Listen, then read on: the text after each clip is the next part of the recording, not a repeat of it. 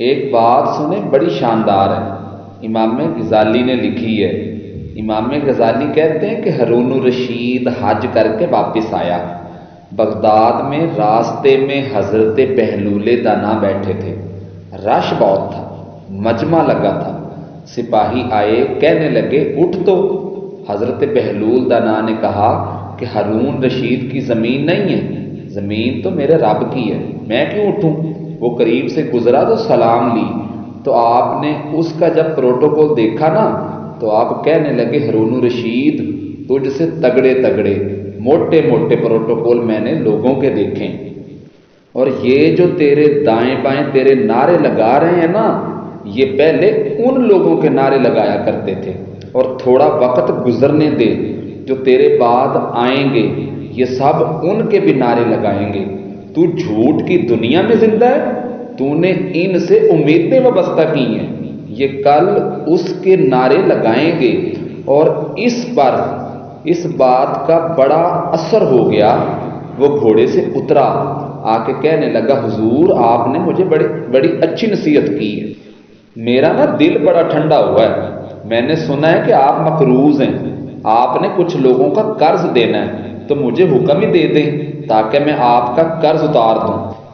جب ہارون الرشید نے یہ بات کہی تو بہلول دانا ہنسنے لگے، کہنے لگے کہ یار تو بڑا ہی بے وقوف ہے، میں تجھے نصیحت کر رہا ہوں، الٹا تو مجھے الجھا رہا ہے۔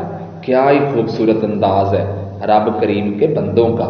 حضرت بہلول دانا فرمانے لگے کہ تیرا رب کون ہے؟ تو ہارون الرشید نے کہا کہ میرا رب اللہ ہے۔ تو فرمایا میرا رب کون ہے؟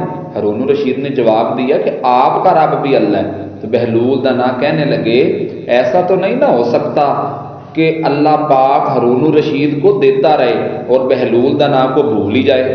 فرمایا جس دن اس کا دل ہوا، اگر وہ چاہتا ہوا تو وہ مجھے دے گا، اور اگر میرا رب چاہتا ہے نا کہ بہلول دانا مقروض ہی رہے تو بہلول دانا مقروض رہنے کے لیے بھی تیار ہے۔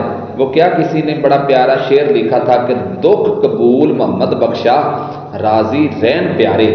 تو اگر رب چاہتا ہے نا کہ میں مقروض رہوں تو بہلول دانا مقروض رہنے کے لیے تیار ہے۔ یہ تو نہیں نہ ہو سکتا کہ میرا رب تجھے دے دے اور بہلول دانا کو بھول جائے۔ فرمایا مجھے تجھ سے کوئی امید نہیں، مجھے جب بھی دے گا میرا رب ہی دے گا، اور جب وہ دے گا تو خزانے کھول کے دے گا۔ دنیا داروں سے امیدیں وابستہ کرنا چھوڑ دیں، آپ بے چین رہیں گے، بے قرار رہیں گے۔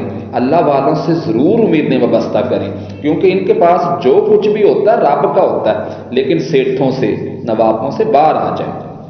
ہماری نا بڑی امیدیں وابستہ ہیں۔ میں اکثر کہتا ہوتا ہوں کہ جتنے پھیرے نوکری کے لیے دنیا داروں کے پیچھے لگائے ہیں نا، اس سے کم دفعہ اگر مسجد میں جا کے نفل پڑے ہوتے تو رب کریم نے اتنی ہی جلدی مہربانی فرما دینی تھی۔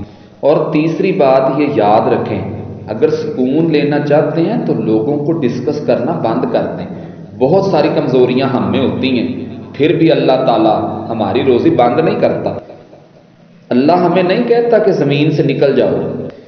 جس طرح کی باتیں لوگوں کے برے اعمال دیکھ کے ہم آپس میں ایک دوسرے کے ساتھ کرتے ہیں تو دودھ کے دھلے تو ہم بھی نہیں ہیں نا۔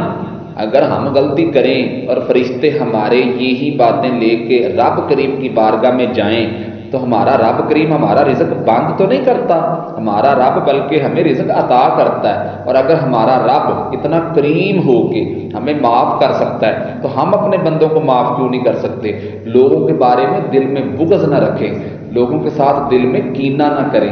اللہ کا اور اس کے نبی کریم صلی اللہ علیہ وآلہ وسلم کے احکامات کو ماننا ہم پر ضروری ہے، اور اللہ ہم سب کو اس پر عمل کرنے کی توفیق عطا فرمائے۔